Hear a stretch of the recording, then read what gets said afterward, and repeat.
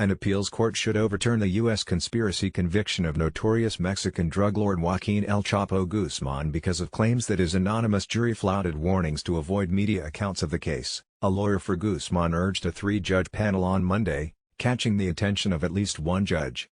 In oral arguments before the Second U.S. Circuit Court of Appeals in New York, attorney Mark Furnick cited a news report that during deliberations jurors were exposed to salacious claims that were barred from the trial, including that Guzman sexually abused girls he referred to as vitamins that gave him energy.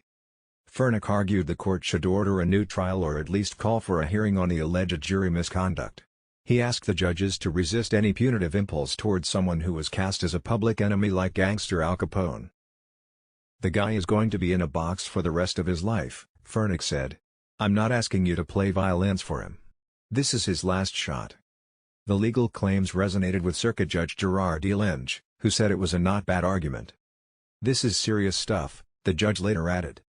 Assistant U.S. Attorney Hiro Mata argued the lower court was right to reject the defense request for a hearing on the jury issue because there was no valid evidence of misconduct.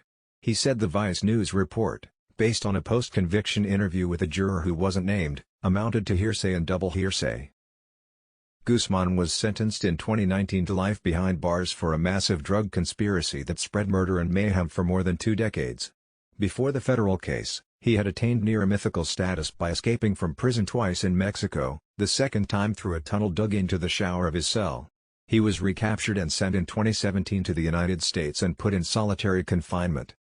Recommended.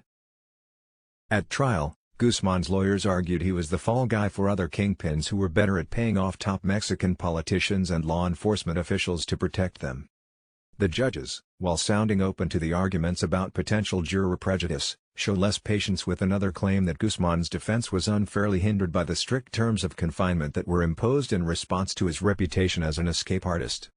Lynch challenged Furnick's characterization that Guzman was thrown into a modern dungeon, pointing out that his lawyers had constant access to him leading up to the trial. "He's not isolated from the world," Lynch said. "He's seeing people on a regular basis." The panel will rule at a later date.